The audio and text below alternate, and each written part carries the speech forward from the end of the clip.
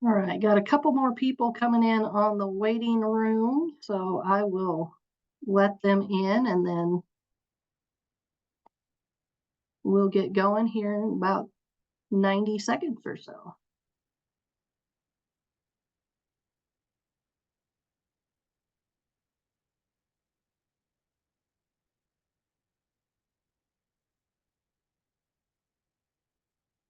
Good morning to everyone who just got out of the waiting room. Appreciate you being here.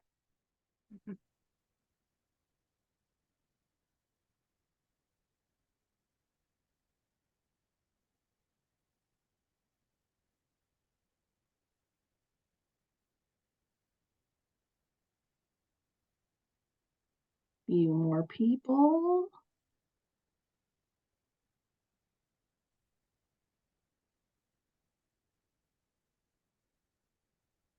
Monday morning is that time you look at the clock and go, oh no, it's time.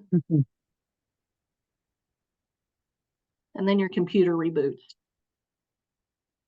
That was me at 9:32. It's like, what? Not now.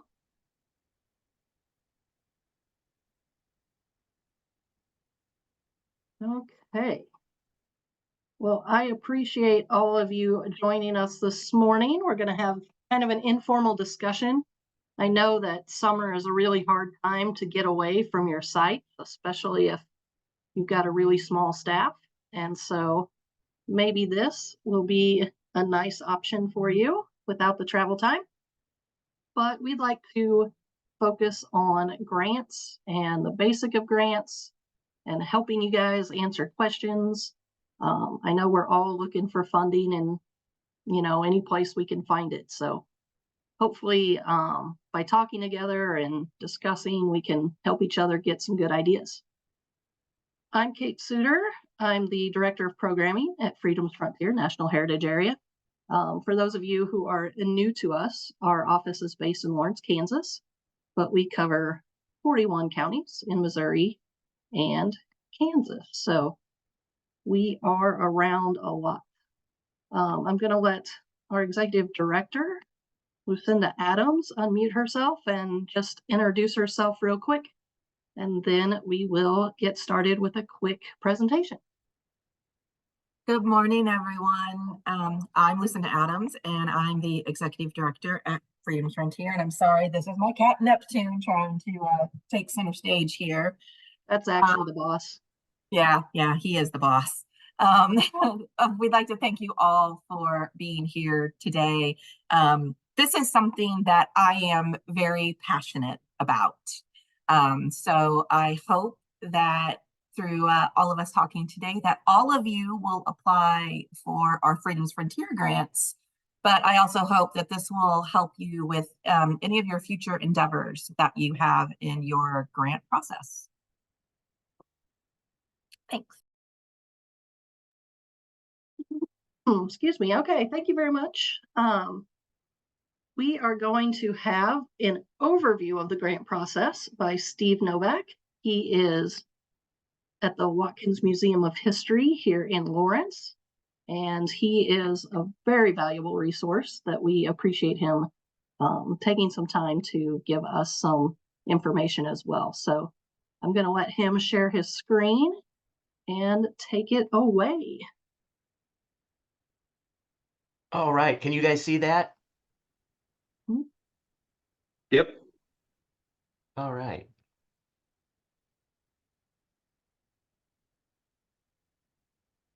Okay, well, why won't it show this? There we go. We tested this before so that this wouldn't happen, and of course, now it's happening. I think I'm going to go through this information sort of quickly because this is all pretty basic, and the best use of our time might be in the question and answers. I'm always happy to provide assistance if someone has a grant question. I got my first federal grant in 2019, which means I probably would have applied for it in 2018. And that federal grants are scary. I mean, there's nothing of even the announcement of funding is dense. But once you get the hang of it, this is a process that pretty much anyone can try, and it happens on a variety of scales. But there's good news and bad news. The good news is that there's sort of a basic formula that nearly every grant process follows. The bad news is that it's a little bit different no matter what the grant source is. Even different grant programs in the same organization, it's really hard to kind of use the same materials in the past. You pretty much have to work through it every time. And the place to start is really with grant sources. There are some main sources of funding through the federal government in sort of big governmental departments. There's the Institute of Museum and Library Services, the National Endowment for the Arts, the National Endowment for the Humanities, the National Park Service, and the National Archives and Records Administration. There may be a few that I have missed. They always go by their initials. Those are, no matter how small the grant is, the process is big. Sometimes it's a much simpler and easier process if you look for foundations, and you can find those both in your local communities, and there are also national foundations that will provide grants across the country. And the Freedom's Frontier, the Monday Minutes, are really good at providing information when grant opportunities through those sources open up. There's also state and local government. I know Kansas and probably Missouri, their state preservation office, state historic preservation office, they offer grants to help with building restoration and preservation projects. Our city government offers a grant program based on funds that come from the transient guest tax here in Lawrence. And then, of course, you don't want to forget about Freedom's Frontier. They have a lot of good grant opportunities. And their process, I don't want to call it simple, but it's a really good place to learn if you haven't been through a grant process before. All right, when you're starting to develop a grant project, we kind of come at that from two different ways here at the Watkins Museum. It may be that we have a project that we really want to do, an exhibit or something for our building or a facilities improvement or a preservation project, and we look around for different funders that seem like they would be open to this kind of project. But sometimes we can also do it the other way around. We find an organization that either looks like their grant process is easy, or they have a lot of money to give away, or we think it might be a good idea to kind of start building a relationship with them. And what we'll do is look at the kinds of projects that they support, the other institutions that they've supported, and then based on that, figure out, what could we do that aligns with what their organizations are trying to do. Either way, you sort of zero in on the opportunity that you want to proceed with, and then look for the grant announcements, and that's what Freedom's Frontier often posts. First tip is read the grant announcement thoroughly. There can often be little things that are that you miss the first time, or maybe when you think about them, you might interpret a different way. So it's really good to be careful and make sure that you thoroughly understand what you're going to have to undertake if you want to pursue the grant funding and if you get that funding. Often there are limits on the kinds of eligibility that different grantors will provide. An example is the National Park Service. They will give you historic preservation money, but only if your site is listed on the National Register. So you want to make sure that you're going to actually be able to succeed, and that the grantor will be open to reviewing your proposal. And then once you understand those grant requirements, it's a good idea to go back to that grant idea and really outline it in a way that you can make it match up with the requirements of the funder. That's the time to identify outcomes in your project that will support the outcomes that are identified by the funder. And an example of that is the last round of National Park Service grants for African American civil rights sites. They identified, it was 3 or 4 things that they're trying to achieve with those grants. Look at your project and figure out where is it going to align with those. If you can align it with more than one objective of the grantor, you may increase the potential success for your project. And it's also good right up front to start thinking about a time frame or a work plan. Often a grant is for a specific period. They may or may not allow extensions. You need to think about when they'll actually provide the funds so you know when your project is going to have to start. And an easy way to do that is just figure out all of the steps and kind of put them against a calendar and come up with that basic flow for your project. And it's probably a component that the grantor is going to ask for anyway.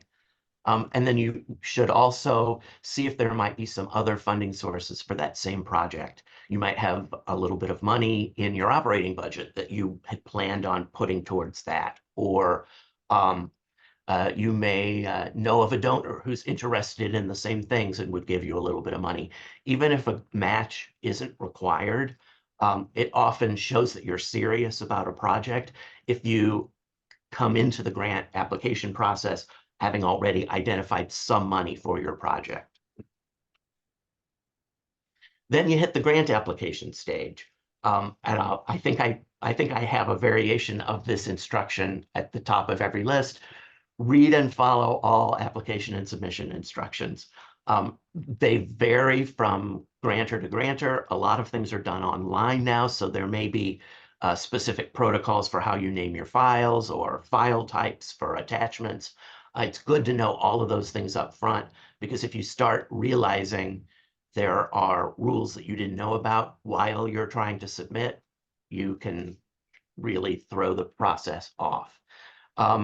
There are often in those instructions different kinds of registrations or legal requirements that you have to be able to prove.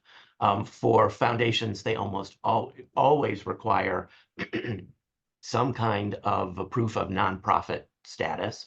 That's usually a letter from the IRS.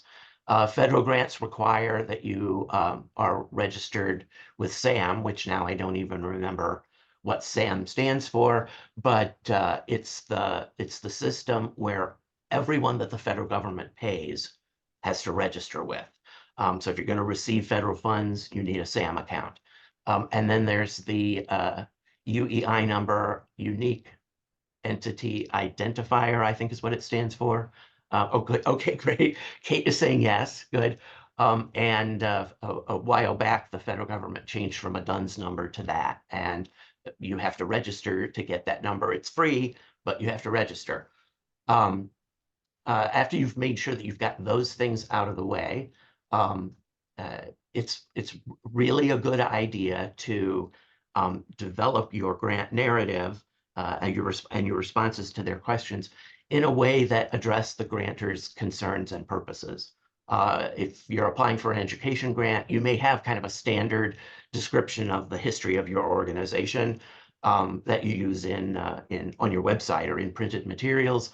But if it's for an education project or with an education-focused funder, you might want to put in there your history of working with the schools or the number of schools that you work with. Just add a little additional information to that kind of standard boilerplate to make it custom for the grant that you're going for. Be concise and mindful of word and character limits. I think it's the federal grants that tell you not to use a lot of professional buzzwords. So those kinds of things can be stumbling blocks. And often there are word or character limits. And there's nothing worse than writing out 3,847 words to describe your project, thinking you've made your 4,000 word limit and realizing it was 4,000 characters. And you have to go back to the beginning and edit all of that down. So kind of understand what all of those restrictions are before you start writing your text. It's also a really good idea to find someone to edit your work.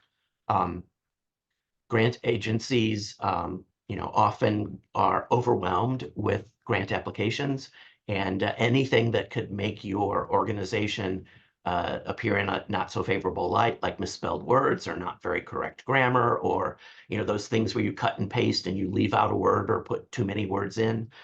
Those could show up unfavorably in your grant review. So it's really good to find someone else to read your grant project. Doesn't need to be a professional editor, but it needs to be someone who has not been working on the application as hard as you have, because they will be able to see it with fresh eyes. While you're writing that grant application, it's also important to start gathering the supporting data. There will be specific kinds of statistics or information, quotes or cost estimates, different kinds of documentation that show that support what you're trying to do with your project, letters of support from other organizations. If you're also working to pull those together while you're working on your grant application, it gives you plenty of time to make sure that you can get all of those things. It's great to ask people for letters of support, not so great 2 days before you need to submit your grant application. So if you can give people a little ways to work on it, or if you can, give your research assistant some time to pull together some information, it just makes the process a lot calmer. And start putting things together well before the application deadline. It may seem, oh, this is a short application process, I'll do it the day before it's due. Something always happens that prevents you from putting the kind of attention you wanted to it, and then you risk running out of time. And also be prepared to submit electronically. Lots of organizations now have an online grant process, and there's a good and a bad to that.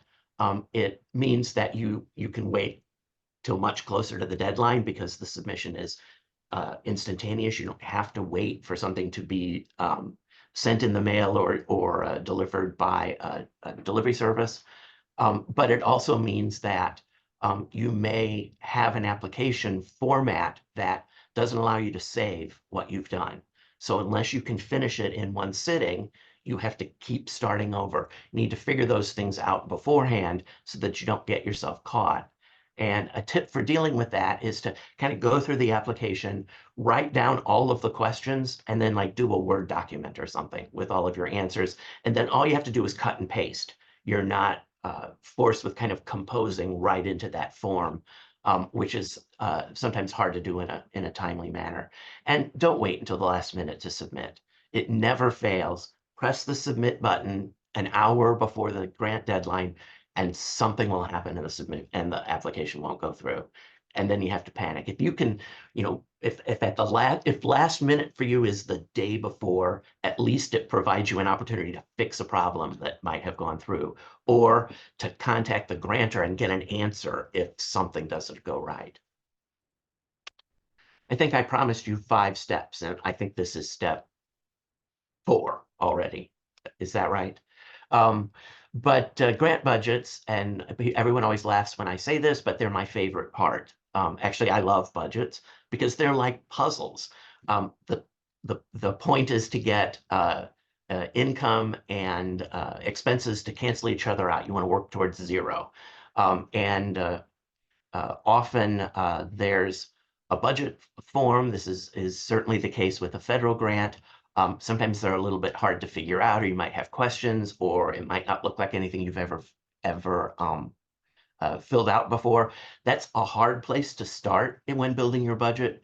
Sometimes it's easiest just to start with an Excel spreadsheet. You can put all your notes in there, mess around with it in that format until you're certain that you've got a correct budget, and then copy those numbers into that grant application specific budget budget form.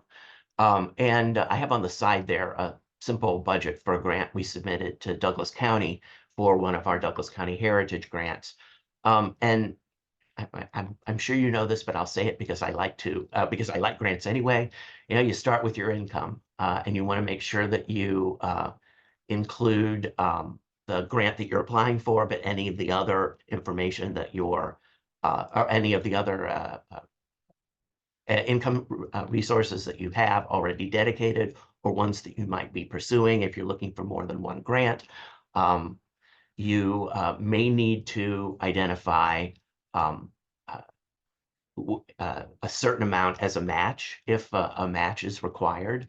But make sure you put all of those things in there, and then list the expenses associated with the project. And then it's usually laid out by type of expense. Are you spending money for exhibit designers? Are you spending money for a consultant? Are you spending money on construction? Are you spending money on office supplies? And just write all of those things down. What you want to make sure that you do is, if you have gifts in kind, or if you need to come up with a match out of your own operating budget, remember things that cost money that your organization is going to be contributing, but they might not stand out to you. So like the staff that is working on your project, and the federal government will allow this. If you have a project that costs $20,000 and you have staff that is spending most of their time working on it for 6 months, and that ends up being $22,478, there's your match. But you need to list that matching amount as part of your income, and then you need to list that staffing expense as one of your expenses. Same thing with gifts in kind. If you're doing a construction project and all you have to do is pay for labor, the construction company is donating the materials, find out a value of those materials, put that in as a gift in kind, and then put in the cost of the materials in your budget. The more thorough you are, the easier it will be to fill out that form for the funder, if you have to do that. And if not, you can submit your Excel spreadsheet as your project budget, and the grantor will know that you can justify what all of these expenses are, and that you've looked thoroughly at the real cost of the project and where that funding will come from. And also start this early in the process. It can help you figure out exactly how much do I need to ask for the grant, to look around if you find that you need to ask for more than you thought you could match, where else might those matching funds come from? And it can just kind of help shape that up, because one of the first questions you usually have to answer on a grant application is, how much money are you asking for? And maybe I shouldn't say this, but this is my tip for success. You know, it looks like maybe you gave it some thought if you say you need a grant for $20,000. If you need a grant for $19,987.42, it looks like you really know what this project is going to entail. So I always go for that specific number, because something always has an odd amount. You may need to round it up so that you don't have any cents associated with it. But, it feels like, to me anyway, that the granting agency feels like you've done your job if you can be that precise about what your project's going to cost, and be that precise about what you're going to ask for. Plus, also, grant organizations often don't want you to have leftover money, or if you do, they want you to send it back. So I would never want to send any money back. So I want to make sure that I'm as precise as I can be. Yes, and here's our final step in our little process. When you have successfully achieved your grant, there is almost always some sort of process that you have to follow to account for how you've spent the money. And that's usually in the form of some paperwork you have to submit, and a final grant report.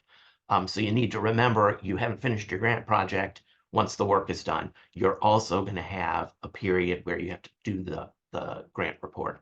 And I don't remember now if it's 3 or 6 months that the federal government gives you, but they usually recognize that a funder usually recognizes that a grant report is hard to complete until the period of the grant has ended. So in essence, what they do is give you some bonus period to do that grant after the grant period has ended. Make sure that you note if there are specific reporting requirements or deadlines. You can mess up your chances to get another grant if you don't follow those reporting requirements. Federal agencies often require interim reports. They require both narratives and budget reports. They will designate an amount, a period of time, usually about halfway through a project, where that interim report is done. They'll designate the date when the final report has to be done. And it's also the opportunity in most granting agencies, especially on the foundation side, like for you to send information about the outcomes that you achieved. If you have photographs of people participating in your program or printed materials that you produced, include those with that grant report. Often foundations are responsible for their own boards of directors and showing that they're giving money away to good causes that their board supports. And those kinds of extra materials are often what they can use to justify their own grant making efforts with their boards. Plus, they give you an opportunity to kind of look back and say, yeah, we did a really good job on this project. It's pretty much like it is with the application process. If you wait until you're doing the final grant to start putting together your materials, it's often kind of a mad scramble to think, oh, where are all of those invoices? I have to document all of my expenditures. If you save them up along the way, either make scans and stick them in a file on your computer, or I do the old-fashioned photocopy in a file folder. You have them all in one place. You don't have to scramble around for that one last missing invoice when you're ready to finish up your project. Once again, don't wait till the last minute to submit. Again, these reports are usually sent online. And if you wait until the very end and press submit and nothing happens, you're left to scramble. So again, do that a little ahead. And I think I mentioned this before, but doing effective grant reports and submitting them in a timely way really does help put you in a favorable light with potential funders and makes them more likely to fund you a second time. That is, again, especially true with foundations. They like to build relationships with organizations that they know kind of can come through on what they promise. And if you're showing you can do that, that probably gets you a little bit of extra notice when you are applying for a second grant. And I think that's it for me. So I'm going to stop sharing and we can start taking questions. There we go. Thanks so much, Steve. And This I whipped way- through that pretty quick. I think I've sent Kate the slides. So if anyone, wants that to use as notes, I should have said that up front, so you didn't have to scramble to write down everything I said, but we can get those for you. Great. We knew that we'd have people with a lot of variety in their backgrounds and their grant experiences on this call. So I think that's a great way to kind of get everybody on the same page. I'm gonna, in the chat, I'm gonna give you kind of an overview for the rest of the meeting.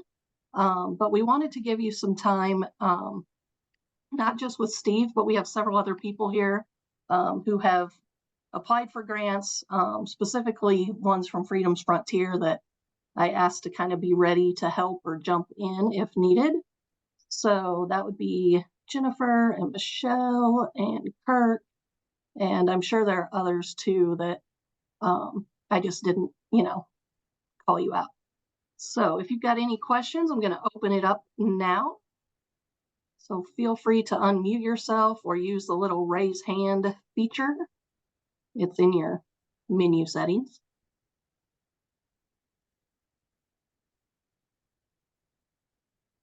Anybody like to begin?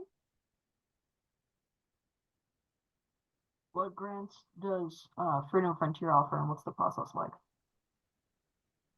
One more time? Lisa, have to take that one.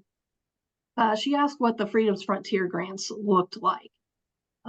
We are going to discuss that in Mhm. just a little bit.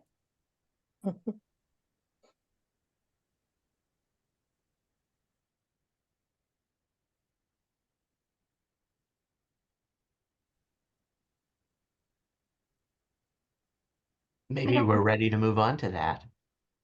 We If might questions be. come up, you can reach me at the Yeah. Watkins Museum. I'm always happy to answer questions, and I'm sure the other people who have successfully gotten Freedom's Frontier grants would be willing to do the same. Mhm. Yeah, very important part, but kind of a hidden part maybe of this meeting and other partner meetings is that you guys meet people, that you get to know people, so that when you do have a question, you can say, "Oh, I remember that Steve guy. He was kind of mean. I'm not going to talk to him." You know, so He's the we guy who want you likes to- budgets. he likes numbers. I need to talk to that guy because I don't. Hey, Kate, I have a question. Michael here. Mhm. Steve, do you have any experience with AI writing grants? None whatsoever. I use my own innate intelligence to write grants. I've never even tried. I mean, I would expect it's being done. I don't know. Well, the reason I ask is I had a friend who sent me an email about it, and I called him and he gave me a brief tutorial, and it was actually quite fascinating because I have a tendency to be too wordy, and it really just cleaned up what I had written, but I never pursued it. I'm with you. I'm old fashioned. I'm going to keep doing it that way. And a good editor can cut those words down. Right. So I messed around with the AI stuff a little bit, not for a grant, but for and this is last winter when we had an administrative assistant position open. And so I used that to see what kind of job description it would write. And I liked it because it gave me some things that I necessarily hadn't thought about that like an office manager would do. So I liked it for that, but I don't think I would use it and then just send that off. Yeah. I like things in my own voice, which Johnny helps craft for me all the time. But I think that in terms of a grant, I kind of wonder if we're going to start getting into things like I know when I used to teach at UMKC, you know, we had the Turnitin software, so you could see if students were plagiarizing, and they're going to start coming out with more things like that for AI. So I wonder if grant organizations will also start putting possibly things through something. I'm not sure. I'm not up on all of it. I should ask my teenager. Yeah. But I do wonder if by using like those AI things, if your voice is lost with that. Yeah. But I agree with you. It might identify some things that you hadn't thought of. But I'm also thinking if AI becomes a popular way to put these grant applications together, it's going to make it take less time, which probably means that more grant applications will be submitted, meaning there's going to be more competition for limited grant funds, which means then you really need to start thinking about how to make your project stand out. I think too, just for me as former teacher as well, a lot of times you can really tell. And so you've got to have that balance of sounding professional, but sounding human. And you can kind of tell like by which student submitted the work, whether or not you really believe that's their written voice or not. And I think that's a hard one because there is that aspect of wanting to save time and use the technology. Yeah. Well, and often again, you know, the language you use matters, especially if you have 150 words to describe your project. Auspicious might be the way the way AI would talk about your program, but you know, great or effective would maybe take up fewer letters, and so you know you have to keep that in mind too, that brevity and simplicity is often a good way to get your point across.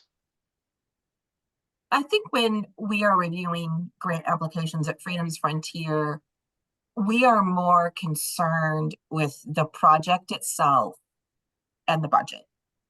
Those are the two things that we look at more than anything. Wouldn't you agree with that, Kate? It's the project and the quality of that project and Mhm. how those funds will be used, but then making sure that the budget is done correctly. Right. Making sure that there's a good plan and a reasonable plan. You Yeah. know, sometimes somebody I- might say, oh yeah, we're gonna get this printed, it's gonna be done in 2 weeks, and they haven't even gotten a quote for the project yet, or something like that. So having those steps. Well, and being able to include that quote with your grant application to show that you've actually researched that, Mhm. that's important. And I know because this has happened to me before, you think, oh, they must get thousands of applications at the Institute of Museum and Library Services. But you know what? If they see something on your budget that during the review process, they will come back and ask you a question. So they are paying attention to that. If you try to squeeze the refreshments for an educator evening in on grant funds, they will come back and say the federal government does not fund food. So, they notice. That kind of leads into what I was about to ask. Is there ever a grant that includes an interview as a part of the grant process?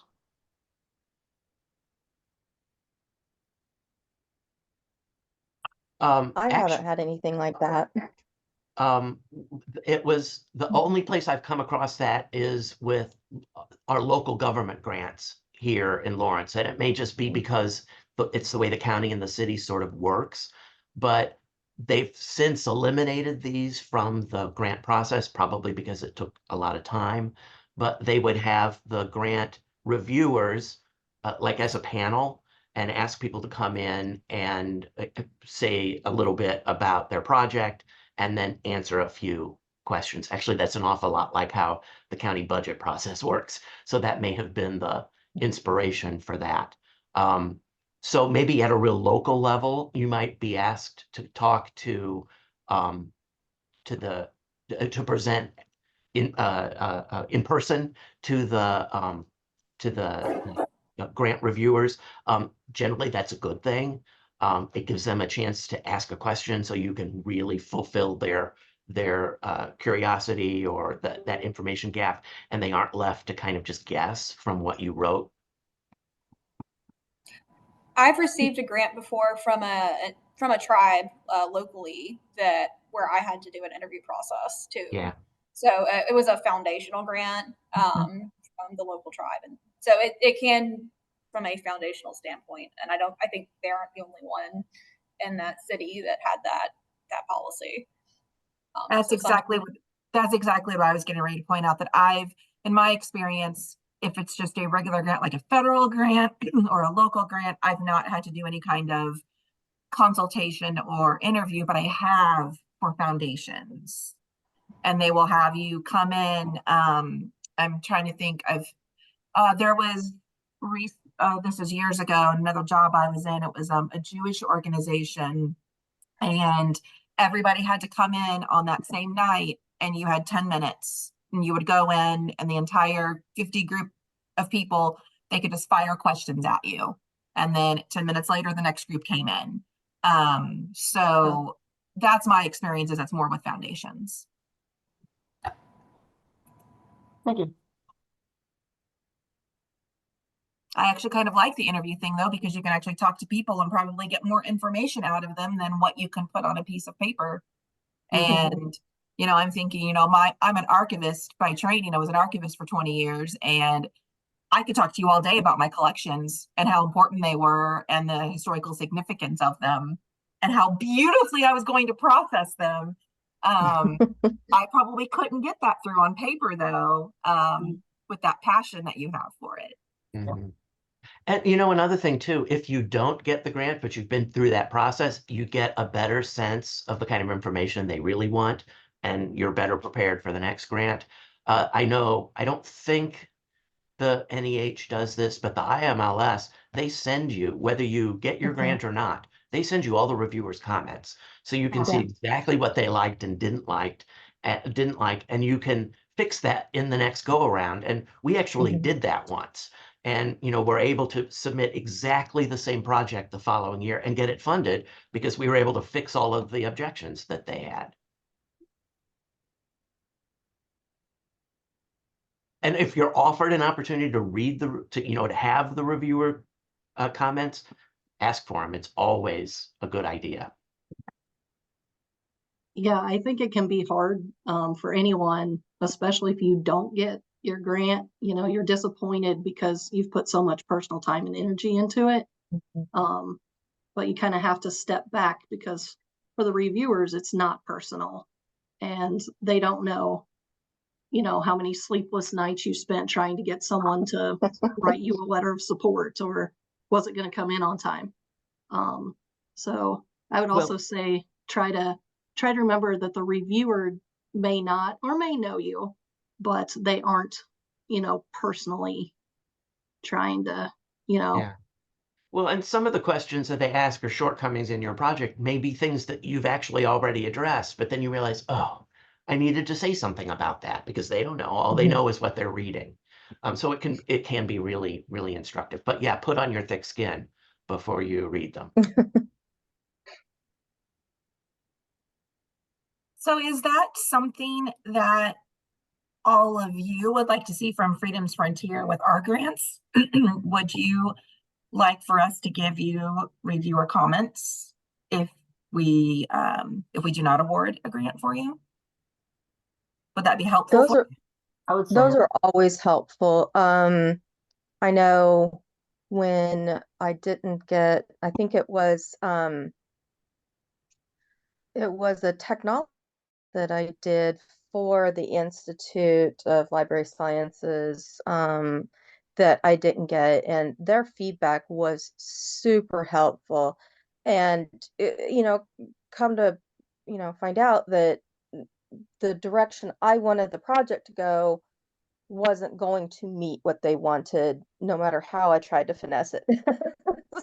So while I did spend, that time, it was still wonderful information to have so I could look at other funding opportunities that would meet the direction that I wanted the project to go. So any feedback at all is always super helpful. And even if you don't get the grant, the time you spent putting the grant proposal together is usually time well spent. You can go to another funding source, or you've learned some things about your organization, or you've figured out where the information is that you need to gather up and send off. So it's almost always a valuable learning experience, even if it's disappointing when you don't get the grant. And I think Steve's comment that, because I know our grant program, or excuse me, our application program currently doesn't allow saving of information. And Yeah. I understand that that's super frustrating because I also filled out a grant application 3 different times for the same website. But anyway, if you have written those answers and you have those questions on a document in a grant folder that you can go back, some of the questions might be very similar, explain your leadership or government structures at your place. Some of that stuff you can reuse, or you can get ideas when you're, stuck trying to answer a question. Say, well, what have I said before? Oh, look, this paragraph here is perfect. And you can save yourself some time that way. Yeah, they're actually an old grant application is often a really good place to start. It's rare that you can just take a chunk out of one grant application and put it in another, but it can really help you from feeling like you have to start with a blank page.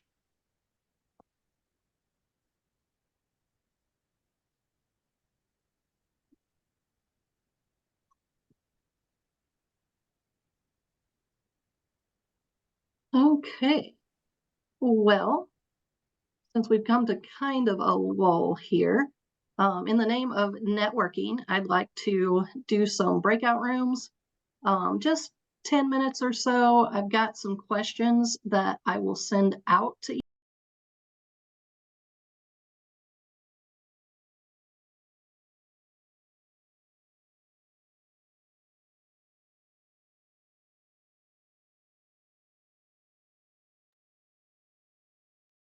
Welcome back. I hope I didn't cut anyone off.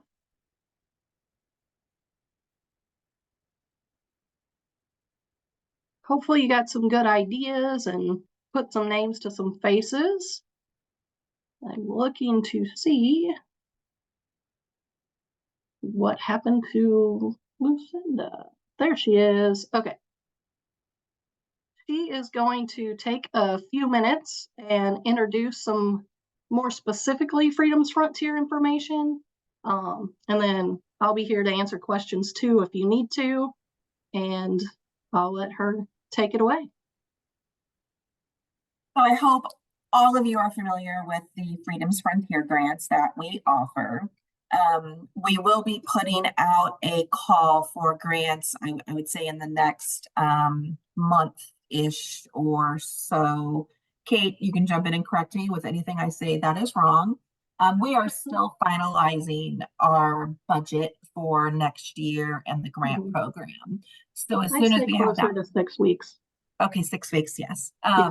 Mid late August. So what we're thinking is, and we're really kind of trying, along with everyone else, let's revamping our grant program.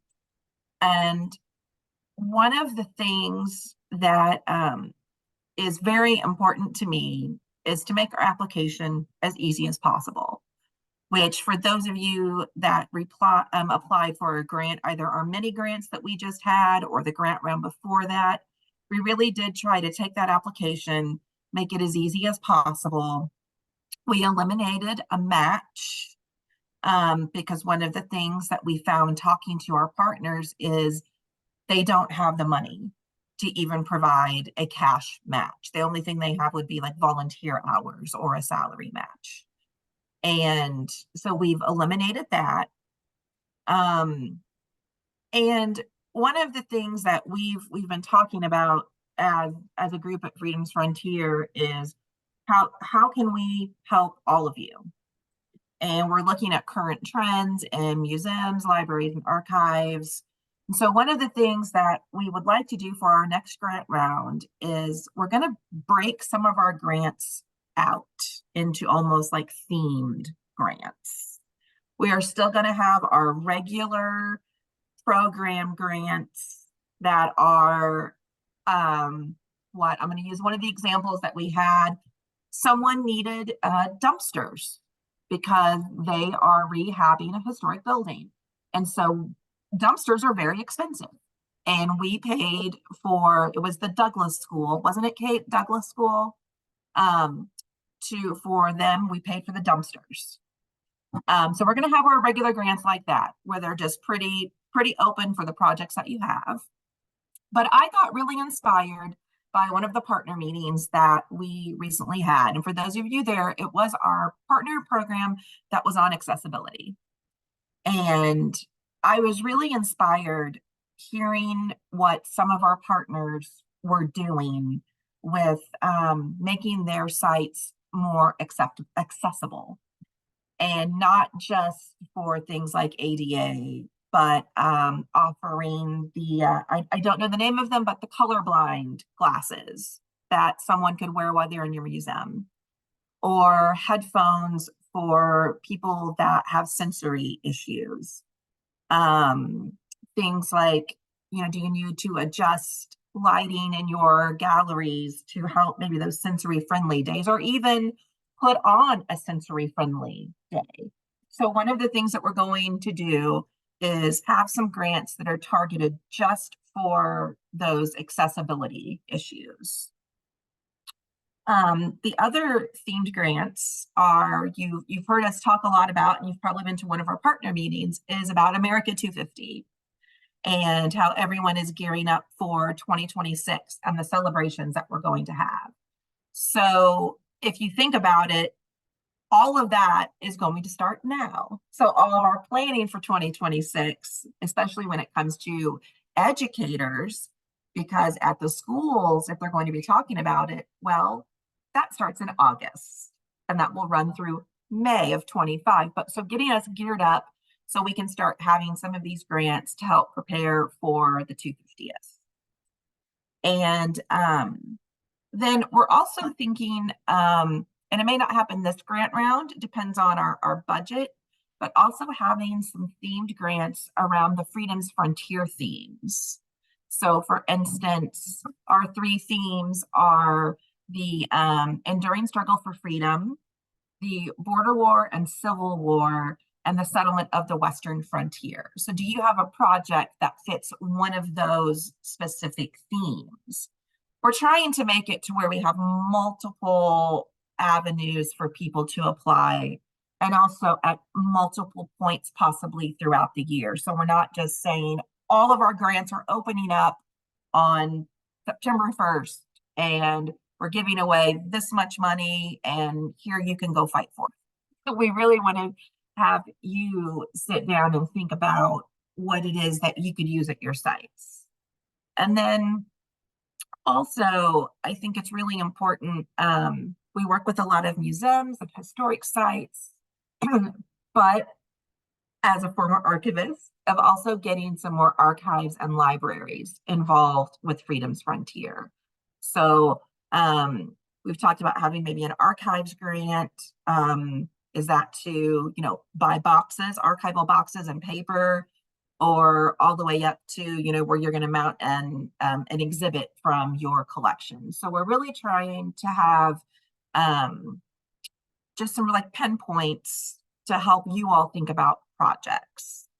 And then also on the other side, it'd be a good way for us and for you to get more publicity out there, because we can say that, I'm just going to use Steve and Douglas County Historical Society, that they were awarded the settlement of the Western Frontier grant from Freedom's Frontier. And talking with like some different journalists and things, sometimes that will pick up buzzwords more on a press release because it is a named grant. And so then maybe that gets out there more and you will all get more recognition for your sites that way. I know we've talked a little bit about things like how you can't save our grants when you are applying for one of our grants. We started looking into some of that grant software that places use. Johnny, I think you can correct me, but I think it was about $8,000 a year, somewhere around there, that it would cost us. Is that right? Yes. And if you think about that $8,000, our typical grants are around $3,000. So that is 2 grants that we would not be able to award if we bought software that would let you save your grants. And personally, I would rather give out 2 more grants and have you guys put things in a Word document.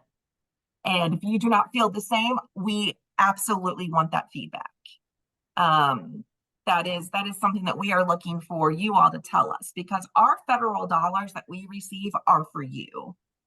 It is specifically in our management plan that we are here for our partners. So we would love to have any kind of input like that from all of you. For our specific grant process, I'm going to let Kate talk about that for a few minutes because she is in charge of our grant program. But I've applied in my career from very small grants like this all the way up to federal grants. And I really do think we have a pretty easy process. One thing that you will notice when you apply for grants from us is we will come back and ask you questions if we have them, because our goal is to award you that money. And we look at our grants as kind of like a first tier. We're kind of teaching you how to write grants with our grants, if that makes sense. But so we will come back and ask you questions if we have them.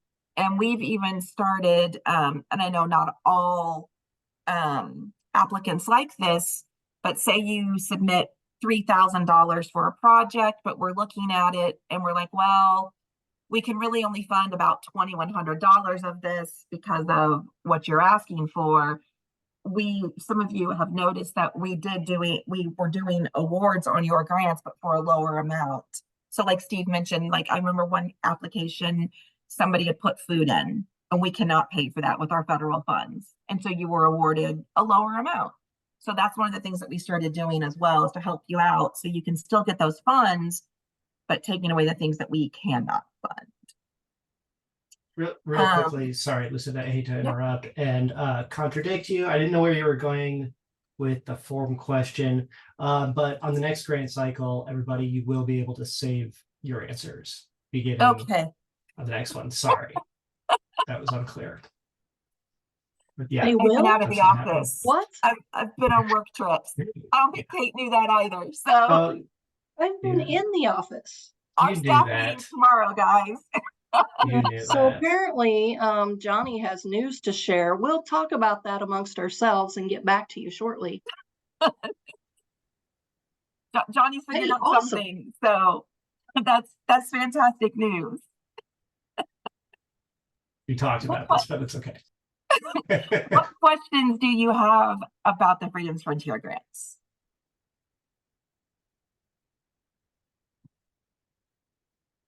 I would just like to piggyback real quick because I think it's an amazing success. Lucinda mentioned the dumpsters. That was one thing we were kind of like, well, that's a legitimate need. You have this historic site that's been used for junk and storage for 50 years, and you can't do anything until it's cleaned out. So we thought, well, let's see what happens.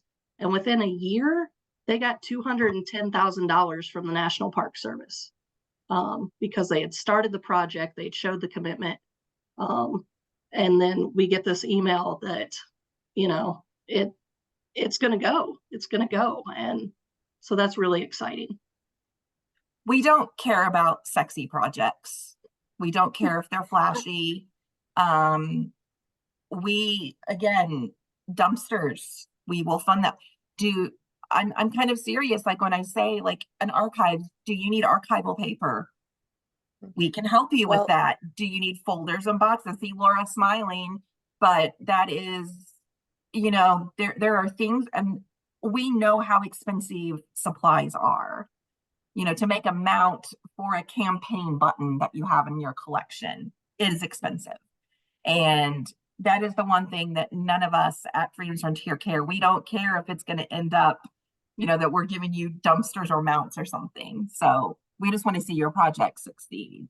Mhm. And one of the last year, one of the grants that we got from Freedom's Frontier was to help pay for porta potties for our reenactors. So, you know, they were staying overnight, actually 2 nights in some cases, and so, you know, those things were needed. And that was what one of our grants was for. So that it's helpful all the way around. Yeah, I know, Laura, I just read your comment that there aren't a lot of organizations that will fund things like boxes, paper. I remember I received a collection and I needed about $5,000 worth of supplies just to even get it housed. And I found an organization, and that made a huge difference because with that money, I was able then to actually process the collection. And it's the same thing with artifacts. You know, we all know that you need special, sometimes custom made boxes, and it's not cheap. It is definitely not cheap. So don't think that when you're applying for one of our grants that it has to be, we're going to mount this traveling exhibition and do all these great things. It can be that you need just some supplies, anything like that. I think what we've done in the past year or so is really tried to be site specific friendly. We have so many different sizes of sites and partners that a smaller site may need, you know, the office supplies and, you know, some storage things, whereas a larger site that actually has paid staff or something, they're wanting to do a new exhibit. So we've tried to be very flexible with that.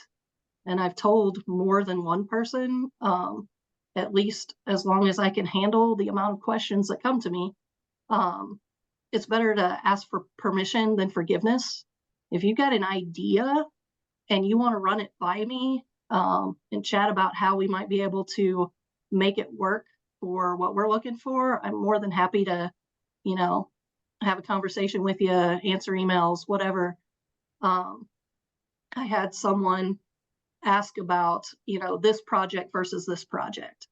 And in that case specifically, there was one that got more visibility out to the public versus one that was a little bit more in-house. And I was like, you know, I probably would consider the one that's a little more public facing, since it's something you want to do anyway. You know, that way you get your name out there, you know, and you get people into your site, reading the, you know, Facebook messages about your site, getting that publicity. So, you know, if there's a question that I can help you with, feel free to contact me before you go through writing all of it. And then, you know, you don't get the money or whatever, and you're disappointed. I'd love to help you out beforehand if I can.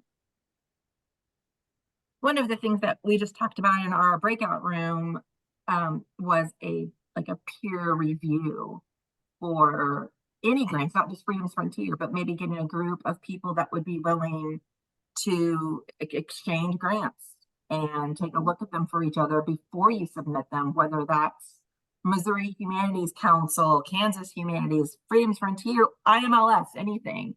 Because also, if you are looking at grants, you're going to get ideas for yourself. So I think we will put a call out to see if anybody is interested in doing that to help our colleagues. And I think that's a great idea that we could facilitate for all of you. But like Kate said, if you have ideas about a grant, we're more than happy to talk to you about that. For those of you that have been around a while, Freedom's Frontier used to require a meeting before you would submit your grant proposal. So think of it that way. We don't require that, but we are always more than willing to meet with you about your grants and any ideas that you have.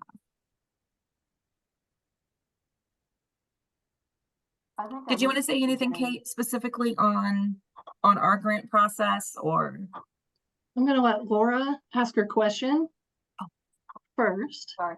I was just gonna say, I think I missed at the beginning. Did you say when the next round of grants is going to open? It'll probably be mid to late August is my guess. All right, thank you. We don't have a specific date, but 6 weeks or so.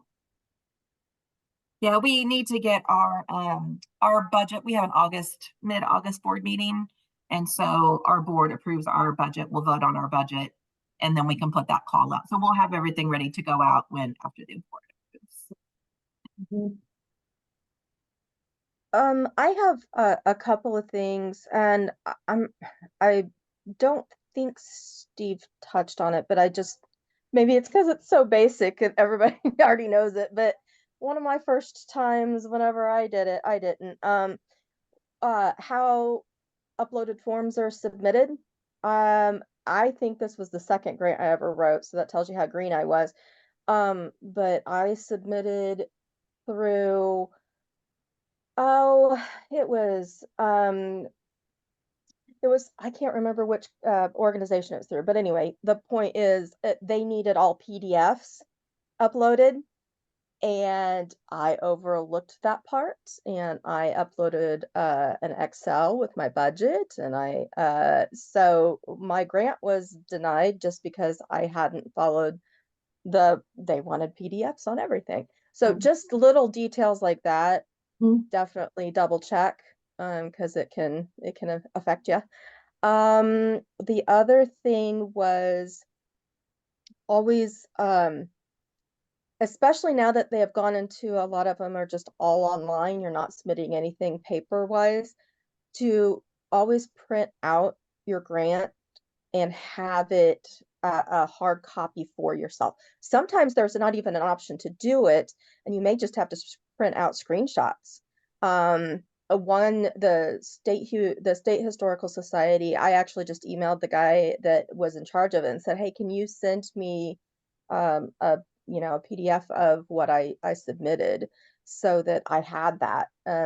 But that's really important to keep with your records as well. I think those were the only two main things I had. I do have a question though, with the Freedom's Frontier grants. So with our day camps, one of the camps that we do, is the Pioneer Cooking, where they cook over an open fire. And so that whole program is centered around food. It's not catered, but it is food. Is that the Missouri Humanities? I thought they also had that, but they've covered it. So I didn't know if it's because it's a program, especially a child's program. I don't know how that works. I understand the catered stuff. Right. So this would be one that we would have to go and ask with the Department of Interior. Gotcha. Okay. Or some other heritage areas possibly, because when you think about the federal government, there's funding sources coming down from all of these, Mhm. and ours is specifically through the Park Service, and humanities isn't. Mhm. We can find out though. Okay. That is one thing. We can always look into it. So these are the kind of questions that we need you guys to ask, because this might shape Jennifer's next grant request. Because I'm sitting here Absolutely. thinking, yes, we could buy supplies, utensils, your giant cooking vessel, but could we actually Right. provide the food? Because it's not catered. This is not, you're not coming Right. in and eating cucumber sandwiches. That was always Right. part We're of like talking per onions diem. and onions and Right. garlic and potatoes. Mhm. We'll just say you're planting a garden in a large stew pot. There you go. There you go. That is, we will look into that, Jennifer. Okay. But it might take some time because we're dealing with federal government. Yeah. Right. So in Now- 2027, I'll get an answer. Gotcha. That does bring up something though. We have tried to simplify our grants as much as we can. And for those of you who haven't been around Freedom's Frontiers long, we receive federal funding, but we ourselves are not federal, which makes things very interesting with our budget sometimes. Kind of like Jennifer's saying, does food mean a meal and per diems, or does it mean cooking supplies for a program? And so sometimes I'll get questions about, well, why do I have to do this requirement? Or, I didn't get this done, but it should be okay. Unfortunately, part of what we've done to streamline it is to meet our obligations to continue meeting the federal guidelines. Because if we don't do that, we don't get money, and then we can't give money away. So we're more than willing to, help you figure out how. If you have a question about meeting one of the guidelines or something that you have to submit in your closeout reports, we can answer questions. That's not a problem at all, but it's probably something if you think, well, that seems nitpicky or strange, it may be from the federal side. I'm thinking, Jennifer, it's like we're allowed to buy plants.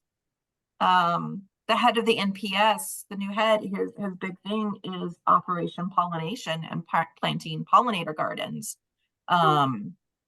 Why are you allowed to buy plants with your federal funds, but not potatoes to teach kids at your day camp how to cook over an open fire? So I see the argument that you could justify it. We'll look into it. I will look into it and get back to you. Yeah. I'm gonna say a tentative, maybe.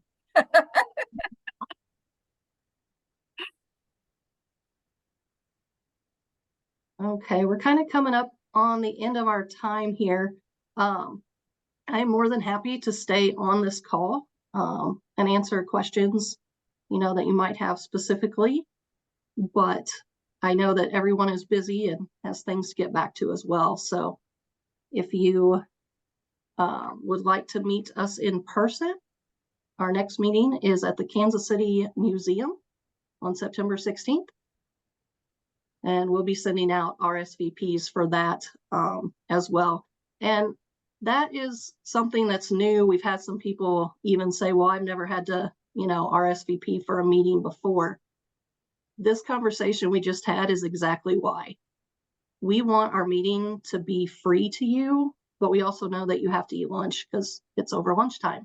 And we cannot spend our funds on the catering or the sandwich boxes or whatever it is there. So knowing exactly how many people we have and how many are coming lets us budget that appropriately to make sure that we have our non-federal and federal categories correct. So I have noticed that's one thing that's maybe different than a lot of organizations and a lot of meetings or workshops. But again, that time it's because of our federal regulations.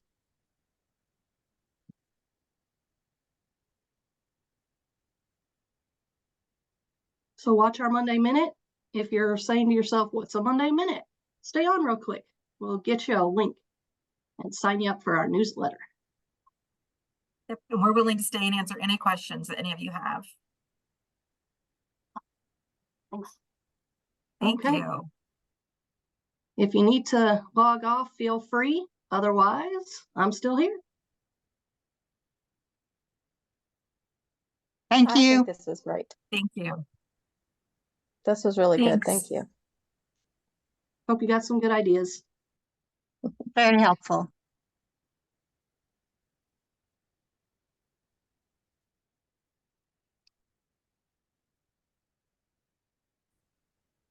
All good. Any questions anybody would like to pop up and ask? Oh, the Monday Minute link is in the chat bar. Thank you, There you go. Johnny. All right. You guys have a great week. You too. Bye, Jennifer. All right. Bye. All right. Thank you all for coming. I'll go ahead and close it down, but feel free to email or check with one of us if there's anything we can ever help you with. Have a good day. Bye, everyone.